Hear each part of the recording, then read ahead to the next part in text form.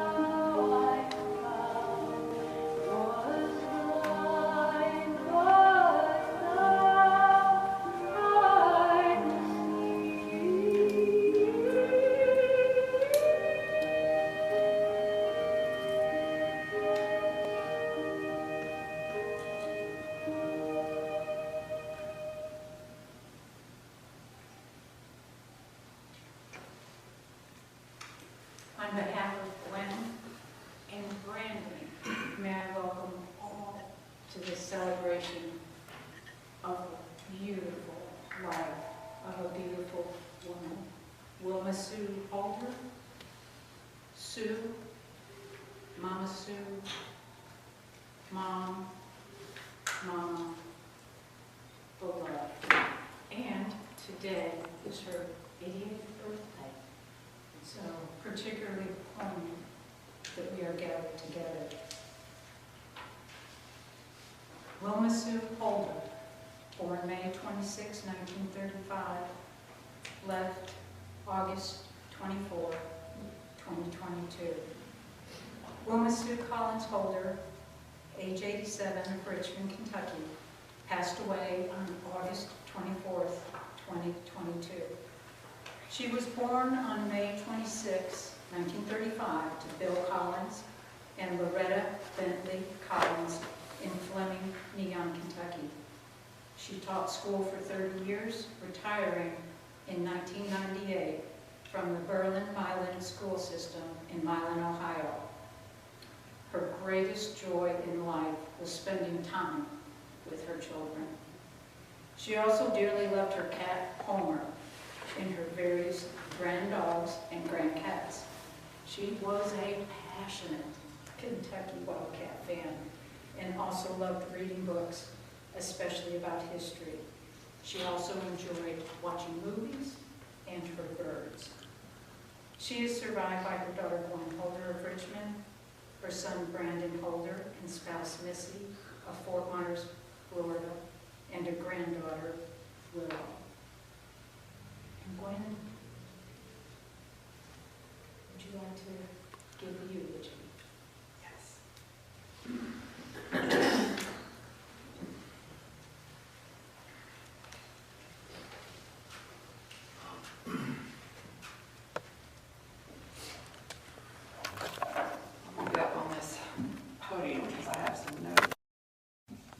About all of you here.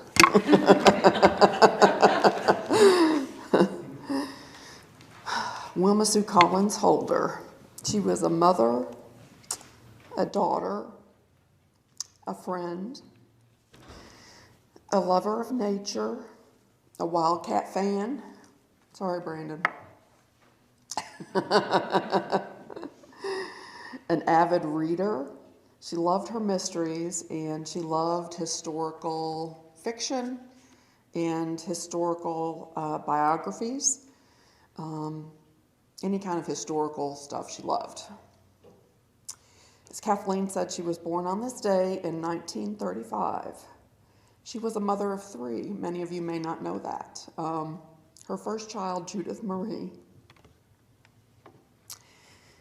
lived one day, and she passed away.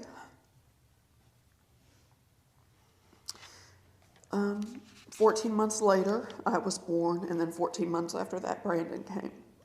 Much to my chagrin, I have to say. I had a good thing going until he came along. She was born to Bill and Loretta Collins, and the doctor thought she was stillborn, and so he laid her down next to the fire.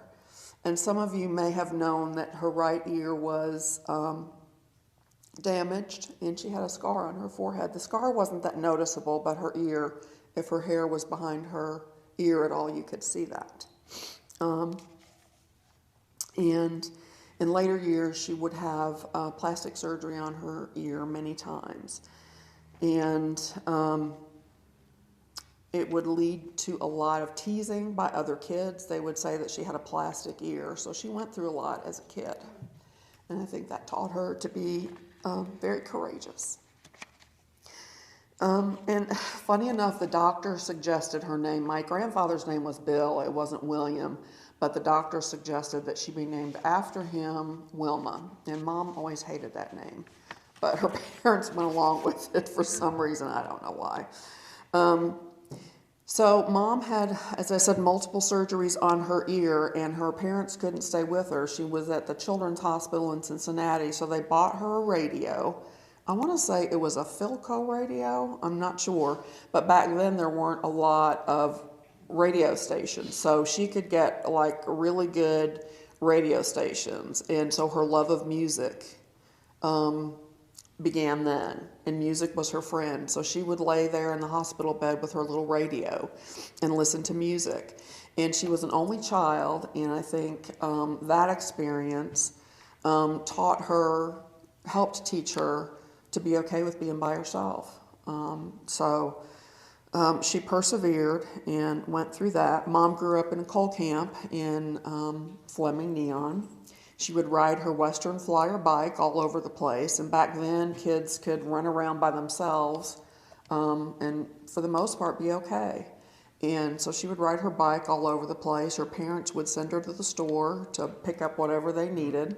She told a story about one time going to the store. Her dad sent her up there for matches, and some nasty old man took her matches away from her. And she went home and told my grandfather, and Jan will appreciate this. My grandfather was not a big man.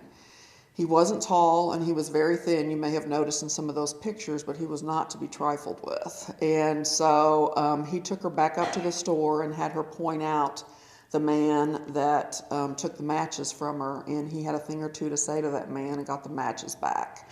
So that man didn't bother her again. My grandfather taught her to read by having her sit in his lap, by reading the newspaper. So they'd start with the comics. And so she learned from a really young age how to read. And as a result, when she went to school, I'm not sure what grades it happened, but she moved ahead 2 years in school and ended up graduating high school at age 16.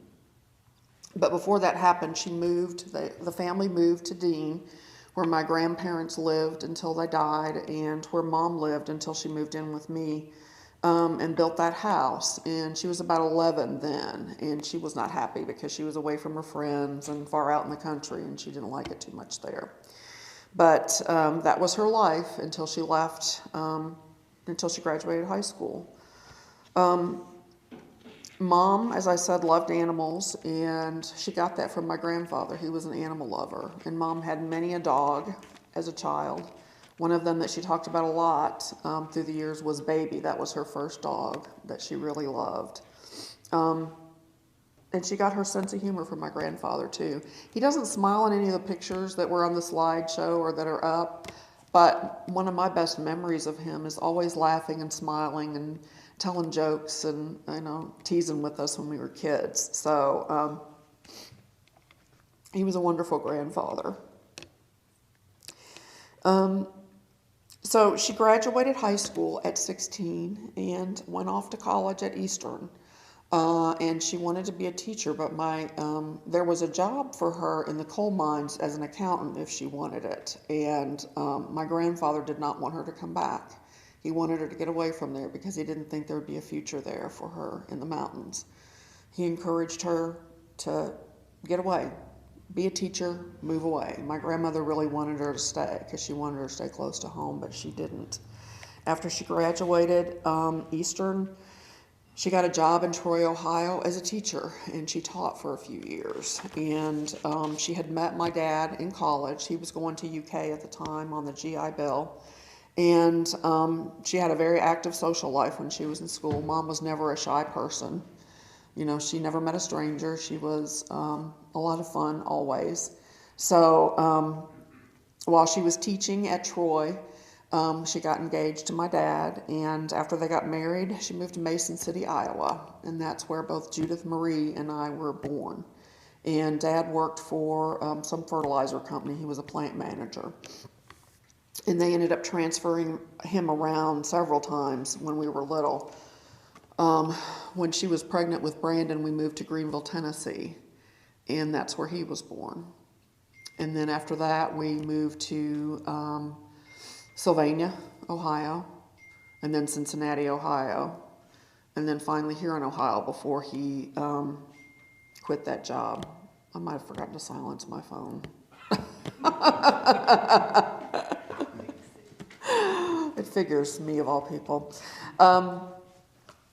So we did a lot of moving around, and she was not teaching. She didn't start teaching again until I was in the second grade and Brandon was in kindergarten.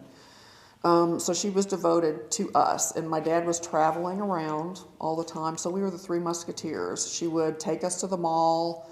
We'd go around looking at stuff. She'd take us to the drive-in movies in her station wagon with pillows, and she'd back the station wagon up, and we'd lay in the back of the station wagon and watch all the Disney movies, and we would just do everything together. We had lots of fun. We'd go see my grandparents a lot when we were in Greenville because we were really close to my grandparents. So we always had fun, the three of us. And most of the people that know me here think of Mom and I as being really close, and we were, but she was equally close to Branden in a different way. She didn't get to spend as much time with him as we got older. And it hurts me to say it, but she loved him just as much as she loved me.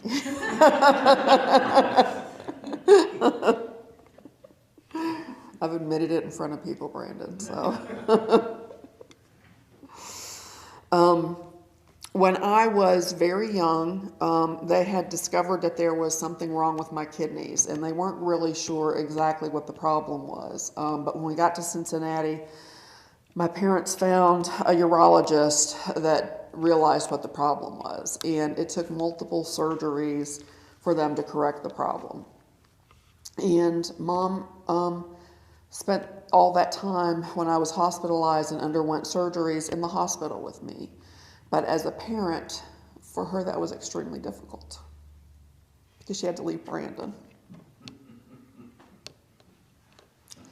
And she was guilty. She felt guilty her whole life.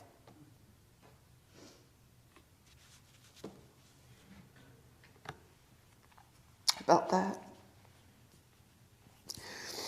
She knew she couldn't do anything else, but she felt guilty.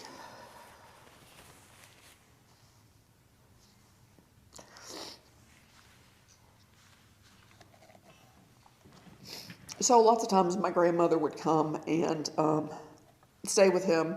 Sometimes it was our paternal grandmother that would come and stay with him because Dad was working. I got him, thank you.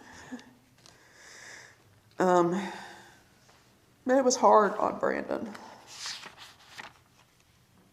because he was young and he didn't really know for sure what was going on with me, and I was really sick.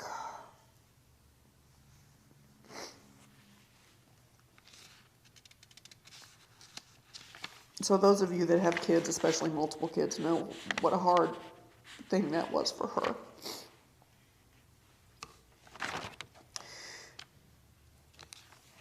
But fortunately, what the surgeons did in Cincinnati took care of the problem. And by the time we moved to here in Ohio, where we ended up staying until Branden and I got out of high school, they had corrected the problem. And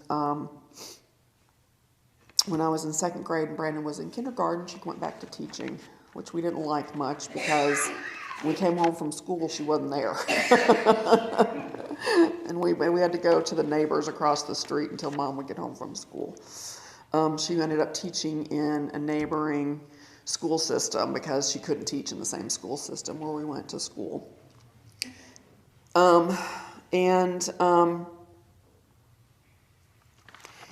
She, she was a loving and nurturing mother, but she was also a warrior for her kids, and you all probably know that about her.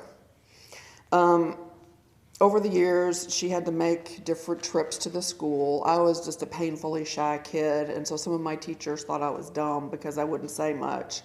And so she'd have to go in and talk to them about the classes that I was in because they would put me in remedial classes from time to time, and she'd go in and talk to them. And then Branden was bored out of his mind in school and would get into mischief. That may surprise some of you here. So she'd go in and talk to the teachers about what was going on with him. And the school that she taught at was called the Edison Chargers. And so one of the teachers in our school system nicknamed her the Edison Flash because she didn't hesitate to go in there and have her say about what was going on with her kids. That never really changed until the day she died because if she thought somebody mistreated us in some kind of way or was not kind to us or it was unfair to us, she had her opinions about that. And she didn't forget it either. Even long after Branden and I had forgotten whatever had occurred, don't you remember so-and-so said or did this?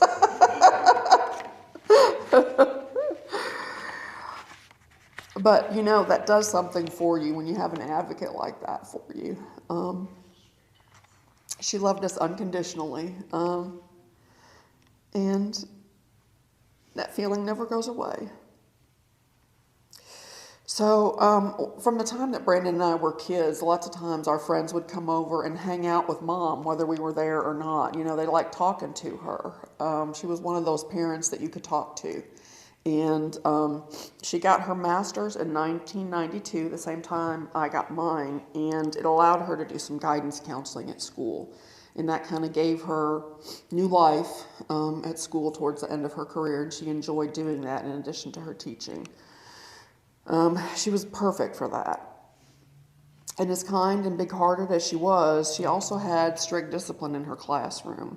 She didn't put up with nonsense from kids, and that might be hard for some people to imagine, but she was tough. She didn't put up with silliness from people, and she kicked many a kid out of a classroom, and she would often go into other classrooms when there were younger teachers in there and didn't have control of their classroom. She'd march right in there and take over and let them know that their behavior was not acceptable. And she ended up retiring a little bit early because she realized that the kids were getting more and more unruly, and she was gonna end up, she had a temper like my grandfather and like Branden. Sometimes a little bit of a short fuse, and she was afraid that she was going to say or do something that would get her fired or get her into trouble. And she had gotten to the point where she just didn't enjoy it like she used to. The fun had gone out of it for her. But, you know, she was still a teacher in a lot of ways with the different people that she came across, because she enjoyed talking about history and enjoyed talking to friends. She enjoyed reading still. She was a voracious reader. Almost until she passed away. Her eyes got to where it was difficult for her sometimes to read. So she got very much, like a lot of us, into Netflix and different programming on TV.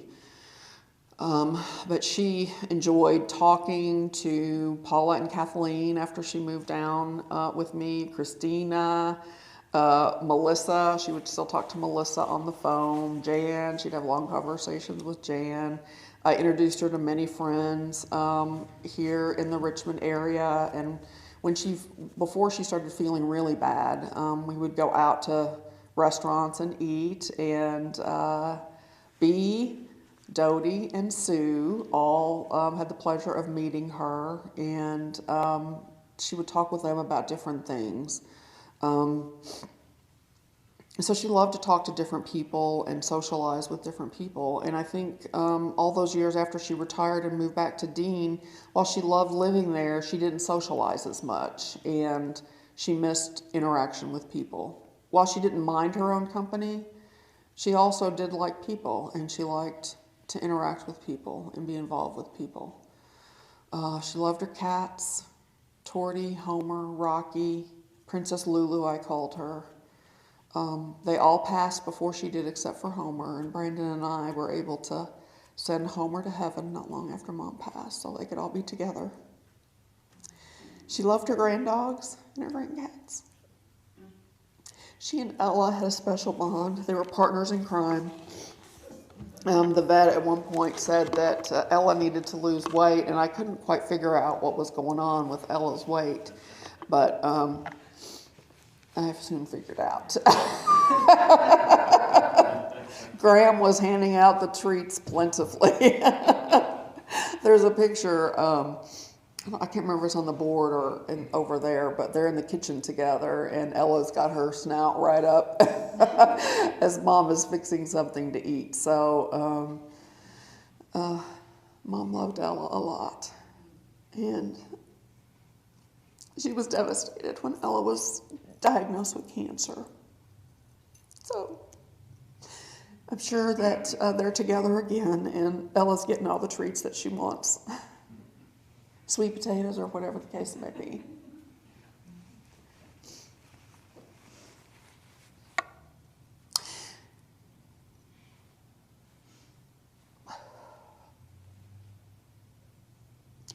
Mom lived a beautiful life, and as much as she didn't want to leave us,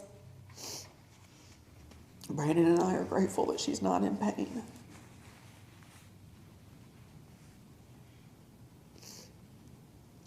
And I will miss her every day that I live.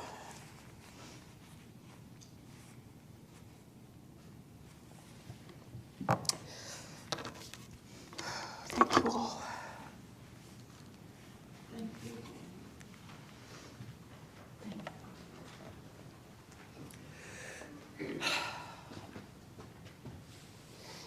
It's wonderful, Dee.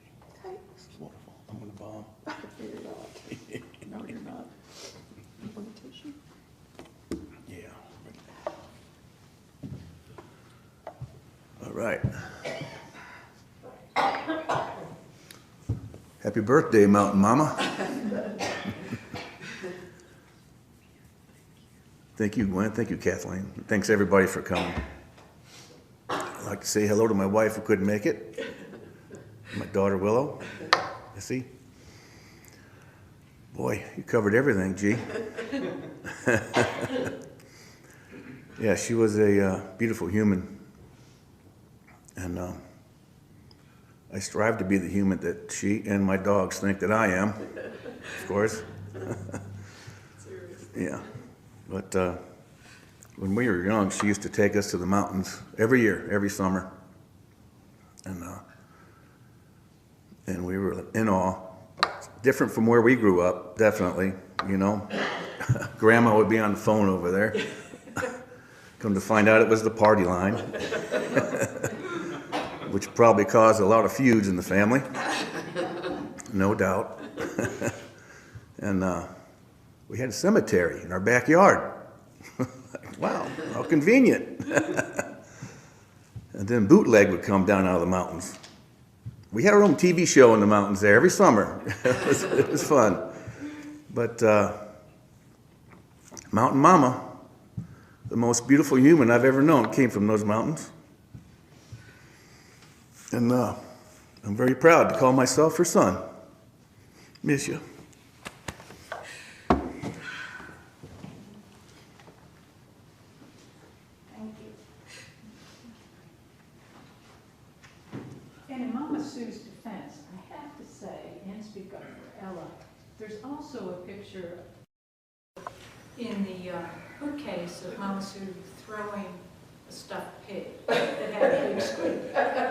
She fed Ella, but she exercised her too. So, and now's the time to share stories and remembrances. Is there anyone who would like to share?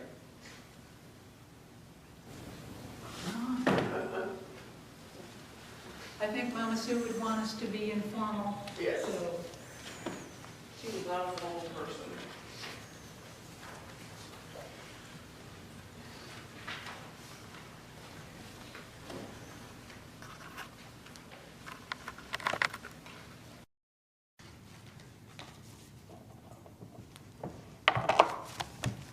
I have to find my notes.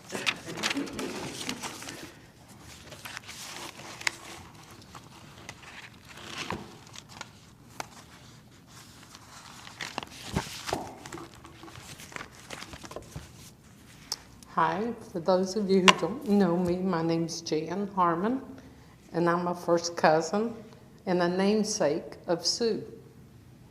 Did you know that? I didn't. My middle name is Sue, and I was named after Sue. My mom loved your mom so much. So Sue's mother, Loretta, was my favorite aunt and sister to my mom.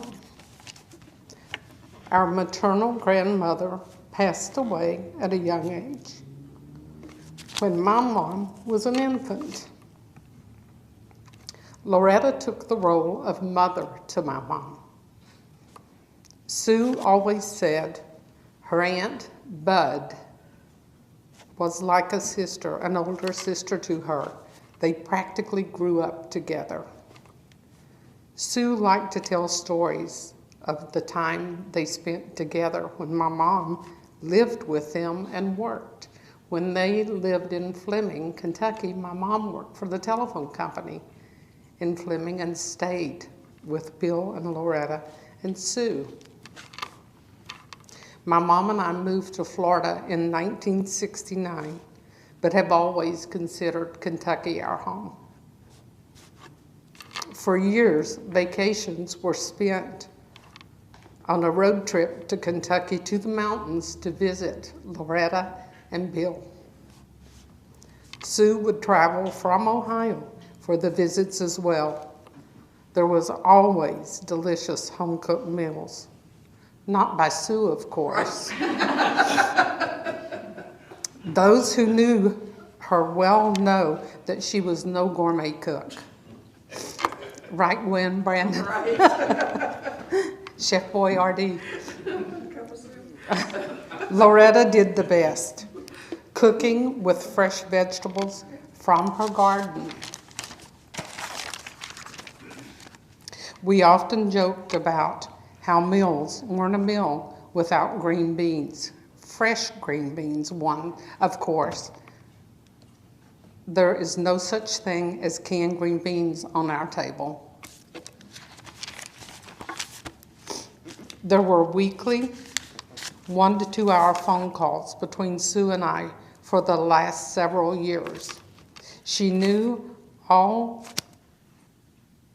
of the, I started to say dirt on our family. And Chad says, Mom, you shouldn't, no, Dave says you shouldn't say that. He said you should say secrets, hidden secrets on our mom's family. As told to her, as told to Sue by her mom and my mom. She was the best family historian by far. If I wanted to know anything about our ancestry, Sue knew. I often encouraged her to journal things that she knew about our family because she's like the last living member that knew so much because our mothers, there was 14 children in the family. And Sue's mom was one of the older sisters, and my mom was the youngest sister of the entire family. Do I miss talking to Sue? You better believe it.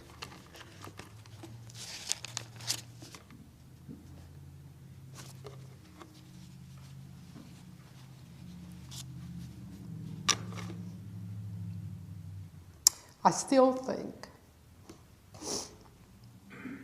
that I'll be calling her, or she'll be calling me. Happy heavenly birthday, Sue.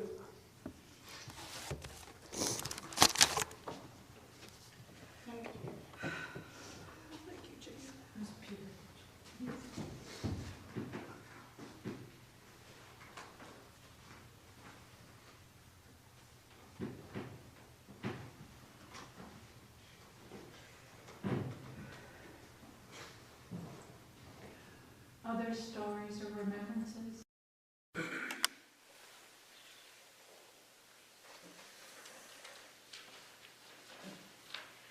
So, I have the privilege of reading a letter that a special friend of Sue's wrote to Branden and to Gwen, Paula Mianchi, a neighbor, carer,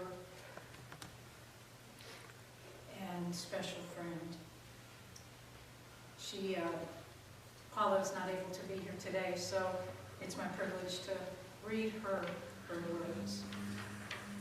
Her letter says, Dear Gwen and Branden, today is a special day, a time to celebrate a special woman, a very special mama, and a special friend. During the almost 10 years I was privileged to share time with Sue, her relationship with her children always stood out as extraordinary. She is a real mama bear, and you were her lifelong cubs. She loved and cherished you more than life itself. I truly believe she is still protecting each of you. She walks with you, guides you, smiles, and laughs with you. She is also extraordinary in her love and preservation of family history, Kentucky cultural history, and American history. Her love of reading and education is apparent in her library of books and her career of educating children. She grew up in hard times in America, but she always embraced hope and was quick to smile and laugh. My heart weeps that I am unable to be with you, to be with both of you, to celebrate her life. At the same time, I know her life is celebrated every day in the way you live your life. Very sincerely and with love, Paula.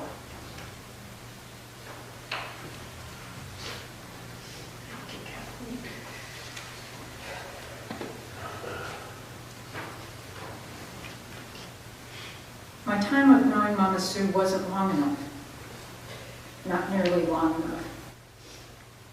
But as I reflect today, our friendship was a treasure, measured not by length, but by depth.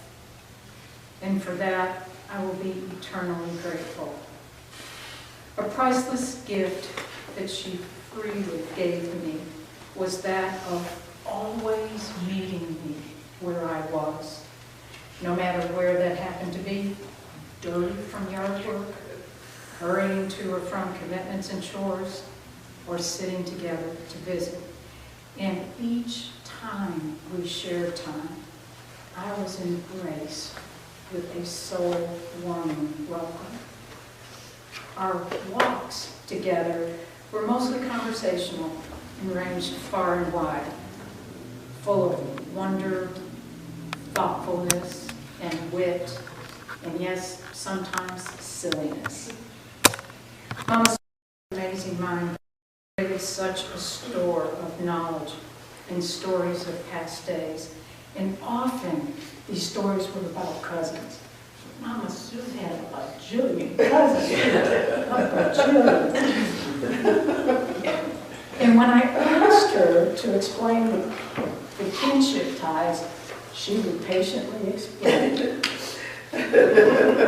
again and again the many branches of the family tree. She had a way of filling time so fully that the clock seemed to stand still. Often we were amazed at the actual passage of minutes and hours when we finally paused.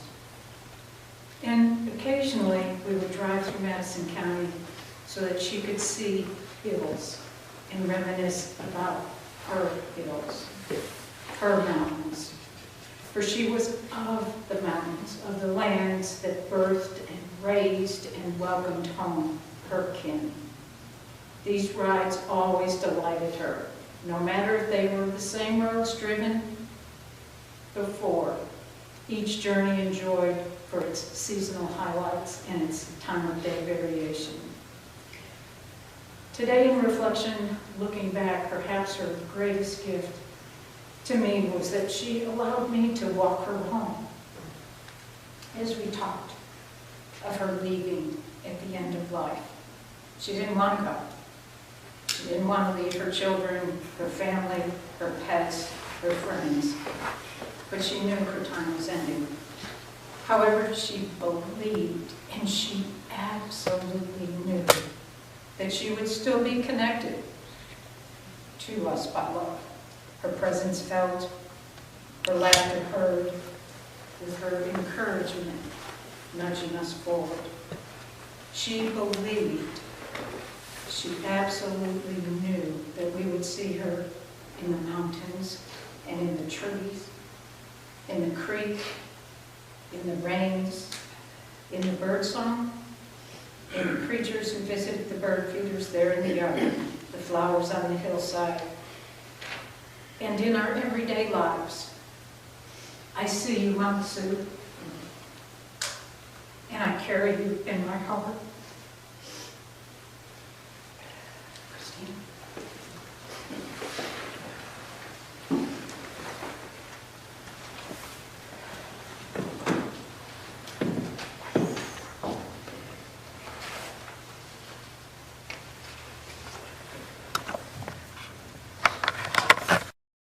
I'm trying to hold it together clearly, but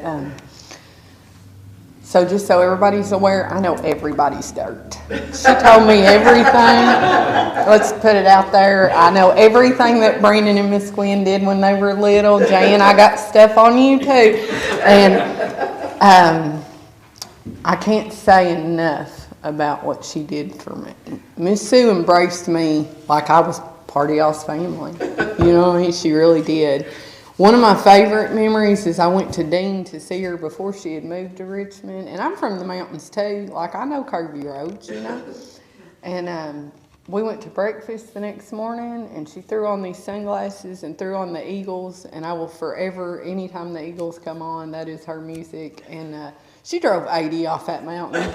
And I was a nervous wreck. You know, I'm from the mountains and I was scared. But, you know, being from the mountains, you know not to say anything. You just hold on, you know.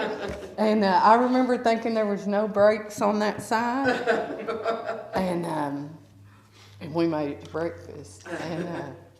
But I always had the best time with her. And just like everybody else has already described, she just had a way about her that made you feel comfortable and welcomed, you know.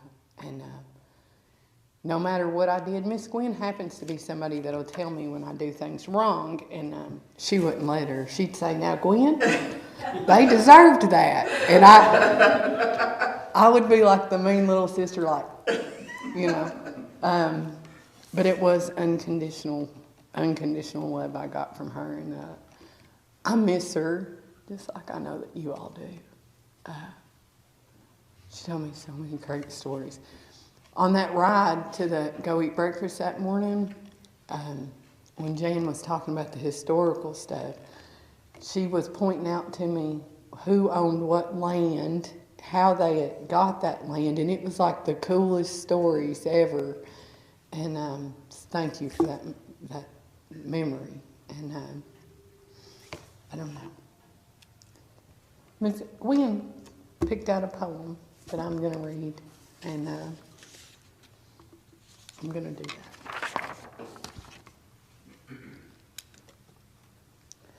The title is When I Go. When I go, don't learn to live without me. Just learn to live with my love in a different way. And if you need to see me, close your eyes or look in your shadow when the sun shines. I'm there. Sit with me in the quiet, and you will know that I did not leave. There is no leaving when a soul is blended with another. When I go, don't learn to live without me. Just learn to look for me in the moments, and I will be there. I don't think you could have picked a better thing. And I have to say this. She said "for sure" all the time, and I'm sure that you all know that. And Miss Gwen says it the exact same way. She says "for sure." And what I know for sure is that Branden, you and Miss Gwen were the loves of her life. Because although she told me all the dirty secrets from when y'all were kids, she continually told me how proud of you all she was. And her favorite time was when y'all were all under the same roof.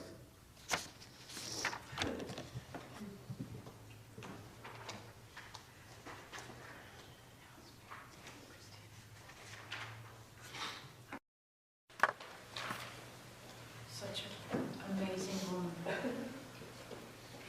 Would anyone else like to share a remembrance, a story? Gwen?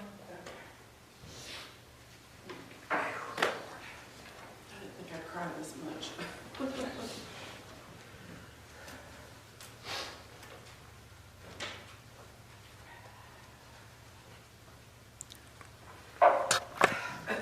I have something I want to share with you.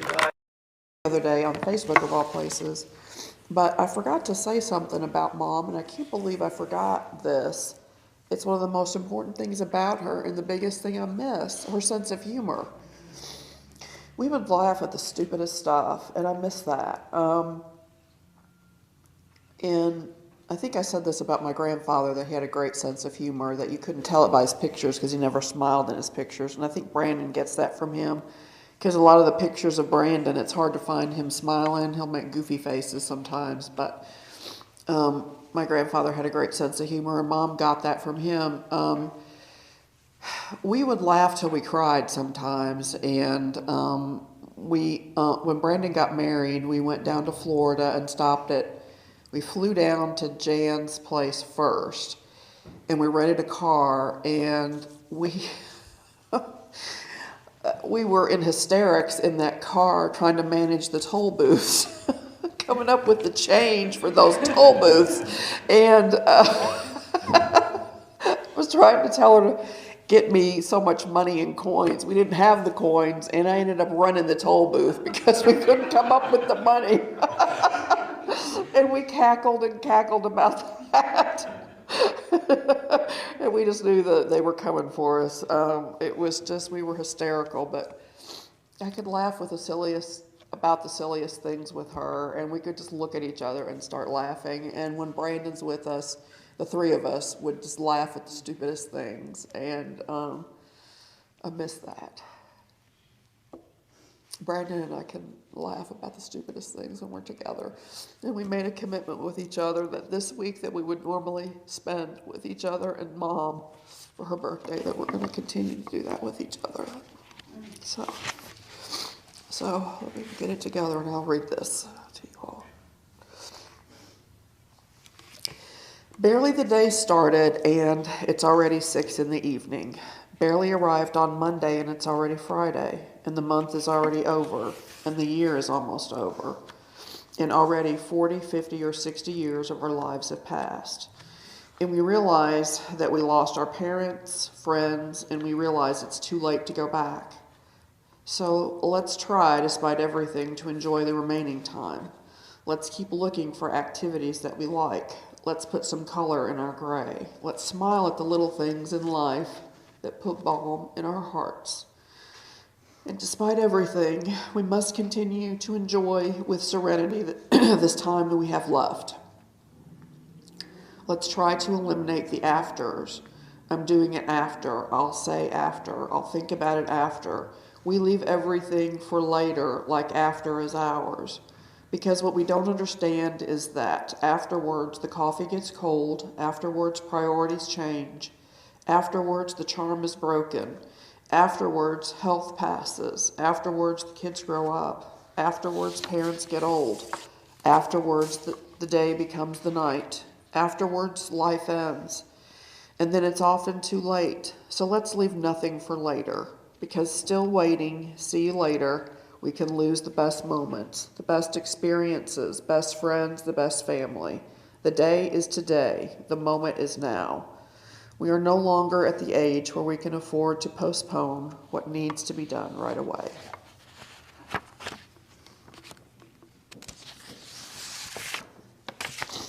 I love you, Mom.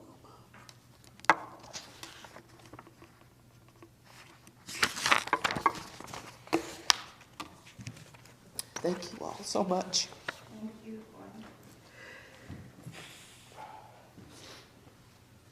That was a reminder of the perfect challenge. Right.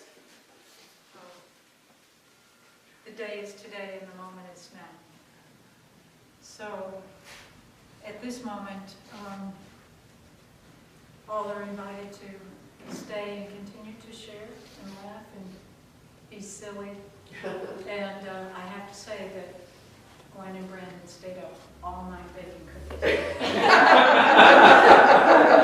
And then I'll say I'm the biggest liar off the floor. But there are some light refreshments that are available in the lounge. Please tell us your stories. And thank you.